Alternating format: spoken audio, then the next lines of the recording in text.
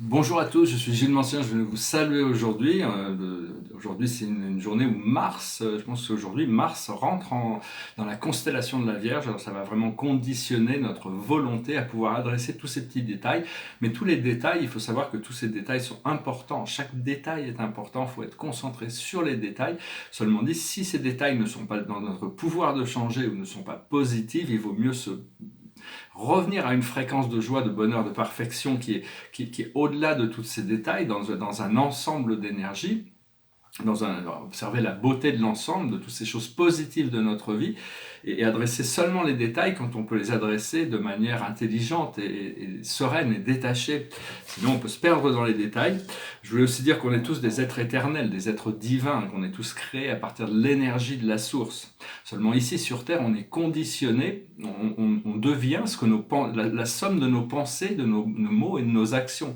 Donc il faut être intelligent dans la sélection de nos pensées. Il faut purifier nos pensées pour arriver à sélectionner que les bonnes pensées, permettre de leur donner de l'énergie grâce à des émotions positives et être réfléchi aussi par rapport à ces mots, ce qui sort de nous, ces mots que l'on dit, parce que bon, les mots peuvent être extrêmement, on peut s'en servir pour blesser, mais on peut s'en servir pour éclairer aussi. Donc c'est arriver à utiliser des mots qui sont non blessants et avoir des actions qui sont réfléchies aussi. Hein. Plus on contrôle nos pensées, au plus on contrôlera nos mots et on contrôlera nos actions. Parce qu'on doit lâcher le prise sur les contrôles extérieurs, mais on doit contrôler nos propres énergies. Et, euh, donc c'est un petit peu comme ce que j'explique dans mon livre. Hein. Des zones de, la pensée nous donne un temps de réflexion avant d'arriver à produire des mots, qui nous donne un temps de réflexion avant de produire des actions. Et ici dans ce monde, nos pensées ne créent pas notre réalité instantanément. Il y a un temps de réflexion, il y a un temps qui nous est donné, alors que dans les plans supérieurs, dès qu'on pense quelque chose, ça apparaît. Donc il faut d'abord nettoyer toutes ces pensées avant de pouvoir ascensionner, sinon on produirait aussi bien ce que l'on veut que ce que l'on ne veut pas à travers nos pensées. Donc ça, c'est un procédé, on est en train de devenir plus éclairé, plus intelligent, plus lucide tous les jours. Il faut savoir que on ne veut pas échapper au procédé. Une fois qu'on est engagé dans ce train, le train, il continue sur ses rails. Donc, il faut essayer de lâcher prise et avoir la confiance et continuer à bouger dans cette direction. Et au plus on se réveille nous-mêmes, au plus on va réveiller les autres. C'est inévitable. C'est la seule manière de réveiller le monde. C'est pas d'aller lutter contre ceci ou contre cela, à faire la guerre contre toutes ces choses qui ne font qu'augmenter le problème. C'est d'arriver à trouver la paix, la joie, la sérénité à l'intérieur de nous, se réveiller à cette lumière et obtenir cette sagesse qui nous permet de, de de la communiquer silencieusement dans le monde aussi. Hein.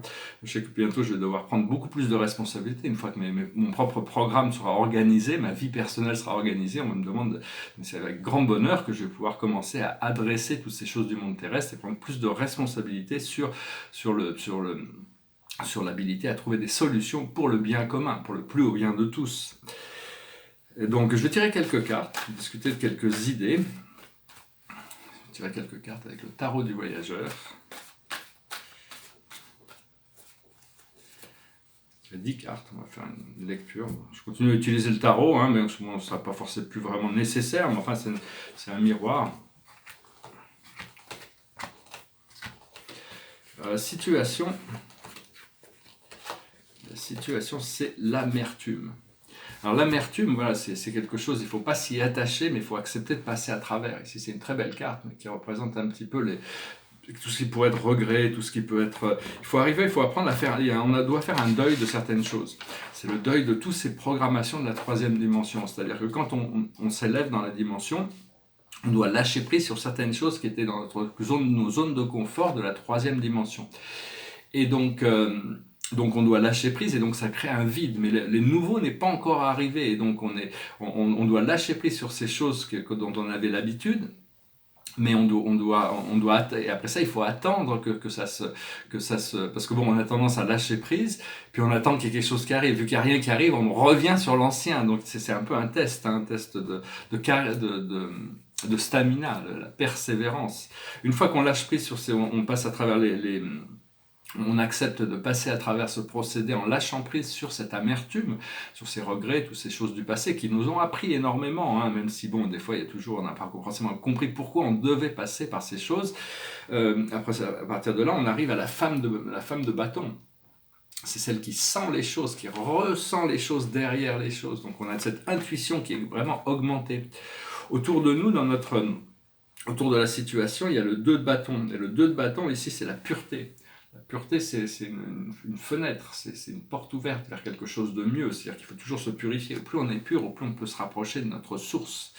Et donc on continue à travailler sur cette purification, sans jugement, bien sûr, sur nous-mêmes. Ce que l'on voit devant nous, c'est la réflexion. La réflexion, ici, c'est l'hiver, c'est-à-dire il faut attendre. Des fois, on peut pas forcer les choses. C'est en plein hiver, on va secouer les arbres, que les fruits vont tomber. Donc il faut accepter de passer par ce cycle naturel de la vie. Une fois que l'hiver, une fois qu'on a accepté on est suffisamment patient pour ne plus être dans l'agitation de devoir recevoir les choses immédiatement. Je vais adresser un petit peu ce sujet. On trouve le bonheur, le fulfillment, c'est le rêve qui devient réalité, c'est la célébration, vous voyez, c'est festif, hein, vraiment ce qui arrive. Donc il faut déjà se concentrer et il y a l'expérience de cette festivité, même si elle n'est pas encore manifestée. Dans notre subconscient, notre passé lointain, il y a le nurturing. Le nurturing, c'est se nourrir soi-même, c'est l'oiseau dans le nid, c'est le travailler sur soi-même tous les jours. On a appris qu'il faut avancer, il faut s'occuper de soi, il faut s'occuper de son bien-être. Où on en est actuellement, la situation qui est là, qui est en train de passer, c'est le préserveur. Alors le préserveur, il faut apprendre à mettre son énergie dans les choses qui sont voulues. Il faut arriver à préserver les choses qui sont importantes pour nous et lâcher prise sur les choses qui doivent partir, parce qu'on est toujours dans la résistance des choses qui veulent venir, et on est dans l'accroche des choses qui veulent partir. C'est quelque chose, bon, ça fait partie du procédé, il ne faut pas s'en vouloir, mais on est tous pareils à ce niveau-là. Ce qui arrive dans le futur immédiat, c'est le chariot. Le chariot, ici, c'est le chariot d'Apollon, le seigneur de la lumière, le maître des arts. C'est la reconnaissance publique d'une réussite. C'est avancer, c'est vraiment pouvoir avancer sur notre programme et pouvoir avoir être reconnu pour son travail aussi. C'est vraiment un par la cham gâté, bodhisattva.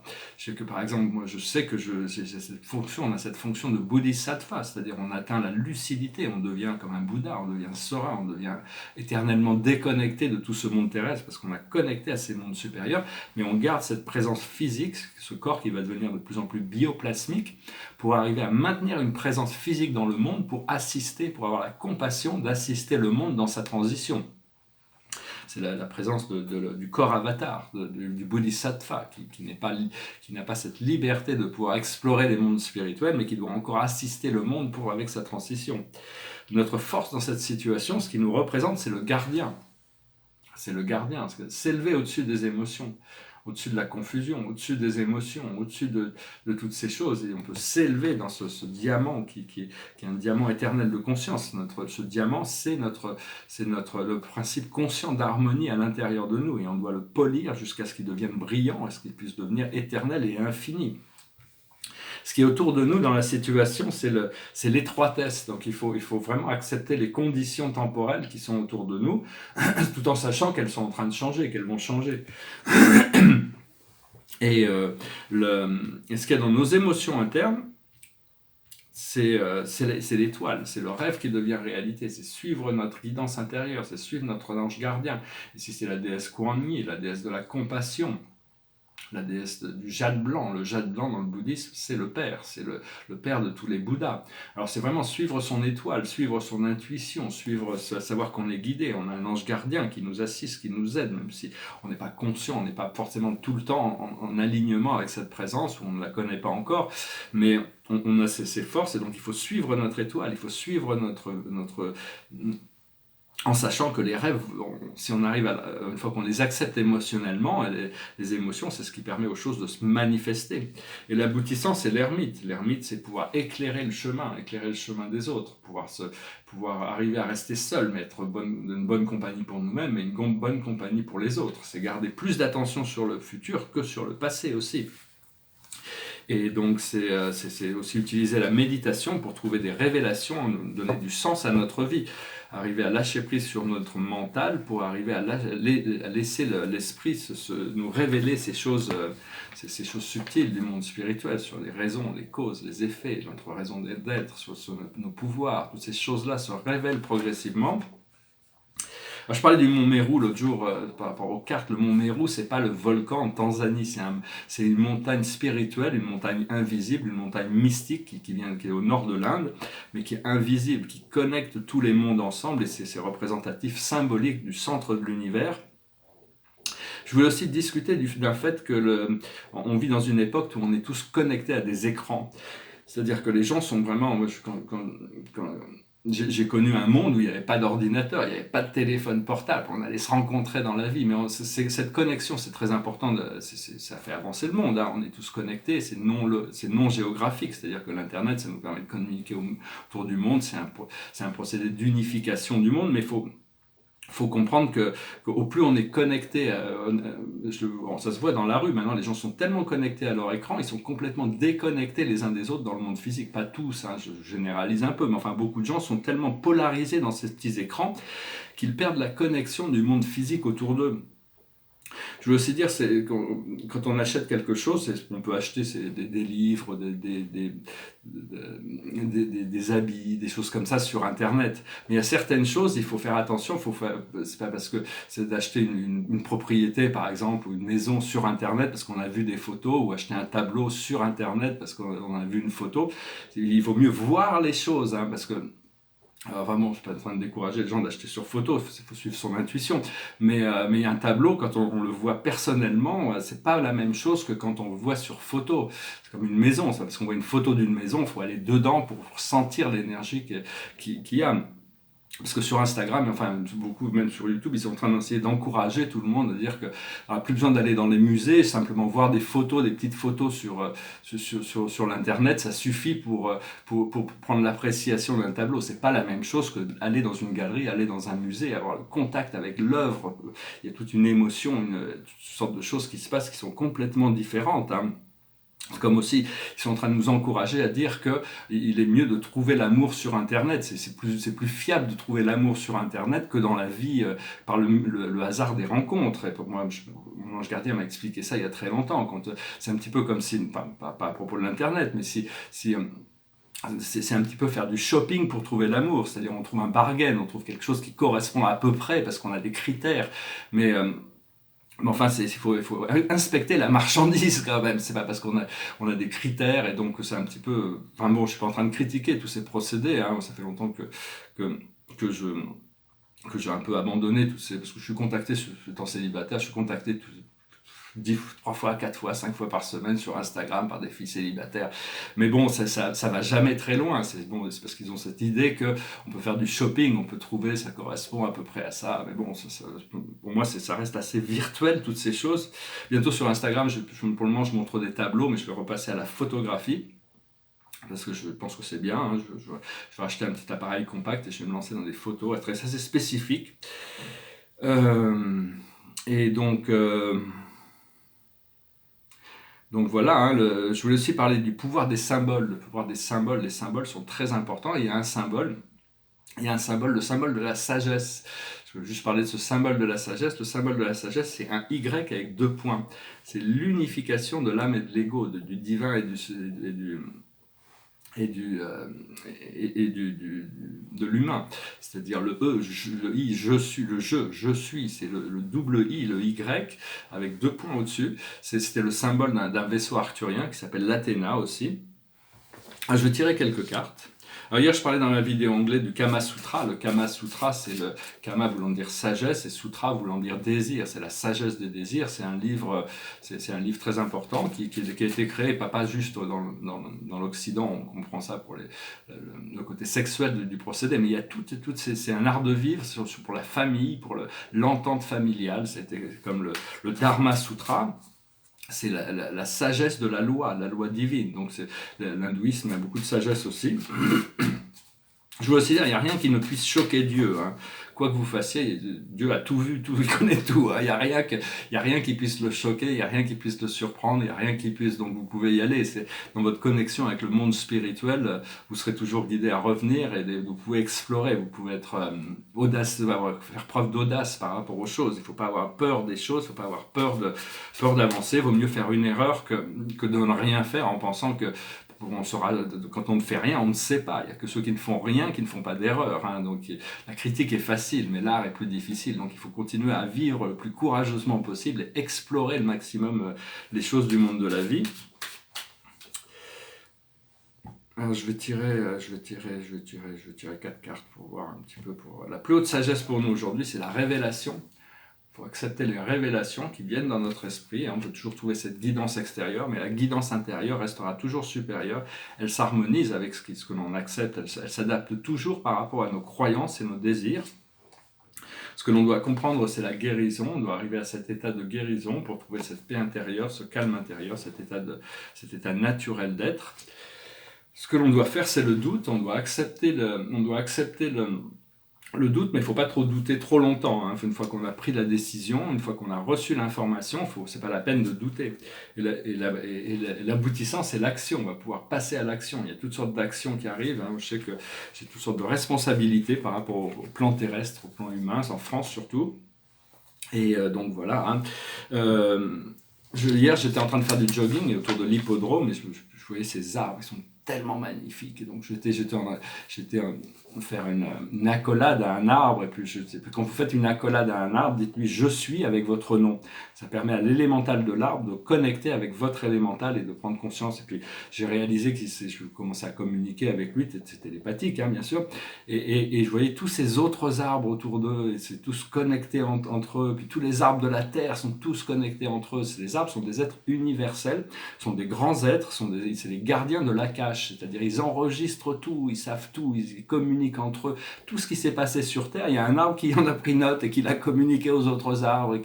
Et même les plus petits arbres sont plus grands que les hommes. Ils sont mieux ancrés dans la terre, ils sont plus hauts vers le ciel, et donc les arbres sont des êtres supérieurs. De toute manière, il y en a qui sont énormes, ils sont beaucoup plus anciens que les autres. C'est un peu et ils arrivent à vivre, ils partagent les ressources, parce que les arbres ne prennent pas l'eau par leurs feuilles quand il pleut, ils prennent l'eau par leurs racines, et puis ils utilisent la photosynthèse du soleil pour grandir. Mais enfin bon, se connecter au monde des arbres, c'est des êtres extrêmement intelligents, apprendre à communiquer télépathiquement avec eux, les respecter, les aimer, et les remercier pour l'oxygène qu'ils produisent quand même.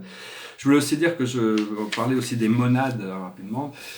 Ça va. Une monade, c'est un terme qui avait été découvert par un philosophe qui s'appelle Leibniz, qui se disait c'était un philosophe du XVIIe siècle allemand. C'était un philosophe universel, c'était un grand philosophe, il avait découvert le système binaire quand même, il était très très éclairé, il se disait l'avocat de Dieu. C'est-à-dire que représenter Dieu dans le monde physique, Dieu n'a pas besoin d'avocat, il est Dieu, il fait tout ce qu'il veut quand il veut, il n'a pas besoin d'avocat. Mais enfin bon, c'était quand même une bonne mission, et donc c'est de représenter, d'expliquer la loi divine, et il avait découvert cette monade, ce qui fait partie des idées remarquables, c'est un philosophe. Et cette monade, on a tous une monade. Une monade, c'est un groupe d'esprit qui fait partie de notre famille intime, immédiate d'âme. C'est une sorte de surâme. Et donc, c'est quelque chose qui se trouve dans la 8e dimension. Dans la 8e dimension, la 8e densité, notre âme est connectée avec un groupe d'âmes. Et c'est ce groupe d'âmes qui influence le courant de notre vie. On n'est pas seul à décider, il n'y a pas que notre âme. On est connecté à un groupe d'âmes qui décide et qui conduit et qui conditionne c'est-à-dire que la plupart des groupes d'âmes, c'est des petits groupes, ça peut être des groupes de 8, des groupes de 9, des groupes de 12, nous on n'est que 5, et on n'est que 5, on est les 5 points de l'étoile, et donc je suis autorisé à parler de ça, mais bon, c'est au-dessus de la 7e dimension, qui est l'épex de l'évolution individuelle. On rentre dans la 8e dimension, et c'est là où les plans d'âme sont formulés, et dans la 9e dimension, on s'aligne, et elles sont alignées avec le plan divin. Donc connectez avec votre monade, essayez de communiquer avec ces autres parties de vous-même, ces autres âmes qui sont si proches en réalité, mais on n'est pas tous incarnés dans le monde physique, généralement ça se passe là-haut. Donc voilà, je vais finir avec une chanson. les tableaux derrière moi, ici c'est un portrait, aussi c'est un autre portrait. Bon, celui-là, je pense qu'il est fini. Il y en a certains, je vais devoir revoir les yeux, comme Modigliani expliquait, les yeux, c'est ce qu'il y a de plus délicat dans un portrait, parce qu'il disait, tant que je ne peux pas voir votre âme, je ne peux pas peindre vos yeux, parce qu'il faut voir, il faut comprendre l'âme. Les yeux sont la porte de l'âme. Enfin, celui-là fonctionne assez bien, puis ici c'est un tableau cosmique sur la Voie lactée, qui représente le centre de la galaxie ici, avec toute cette immense galaxie qui commence à expandre notre conscience. Imaginez qu'on est connecté à quelque chose de tellement merveilleux, tellement extraordinaire, même au niveau terrestre c'est tellement grandiose, mais quand on pense à la galaxie, il y a des milliards de systèmes solaires, avec des milliards de civilisations, et on est connecté à tout ça. Bon, ces choses dont je parle, ça c'est un petit peu au-delà de la box, de la boîte. C'est-à-dire que bon, je veux pas. Le problème, c'est que les humains ont peur de ce qu'ils ne connaissent pas, qu'ils ne comprennent pas, parce que ça confronte leurs croyances, et donc ils doivent remettre en question leurs croyances. Et donc je veux pas. Je suis obligé d'y aller doucement. Je sais que bientôt je vais pouvoir commencer à communiquer dans tous les médias, en France surtout. Et donc, enfin bon, je vais essayer d'arriver d'y aller doucement, hein, de toute manière, pour pas faire peur à personne. Mais bon, on a besoin quand même de comprendre, d'ouvrir notre esprit par rapport à cette connexion. Je chantais cette chanson.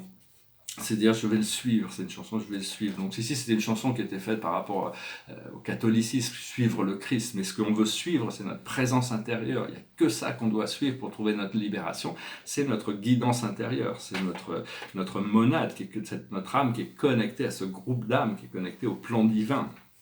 It goes like this. I will follow him. Follow him wherever he may go, and near him I always will be, for nothing can keep me away, he is my destiny.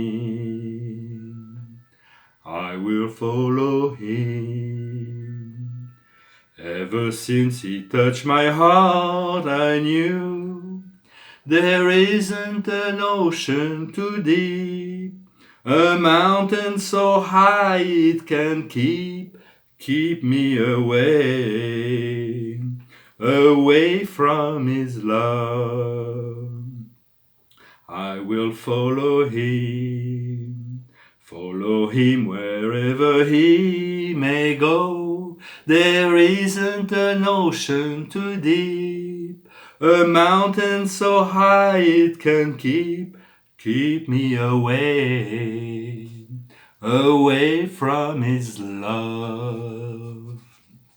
On doit découvrir, connecter. Merci pour tout, hein. Merci d'aimer, de partager, de souscrire, de commenter. On va bientôt pouvoir commencer à travailler à un niveau complètement supérieur. Et donc c'est ça, il faut suivre la voie de l'amour, il faut suivre les ressentis positifs. Au plus on arrive à cultiver ces ressentis positifs à travers nous, au plus on peut s'élever dans des octaves d'amour toujours supérieures. La carte de la journée, c'est galactique. On est en train de reconnecter à notre présence galactique, à notre connexion galactique, à nos familles galactiques, la 5e et la 6e dimension, pour émerger dans la 7e dimension comme maître ascensionné, devenir l'œil de Dieu ancré dans la réalité physique, et se connecter à notre monade. Voilà, je vous souhaite une excellente journée, je vous dis à très bientôt, namasté.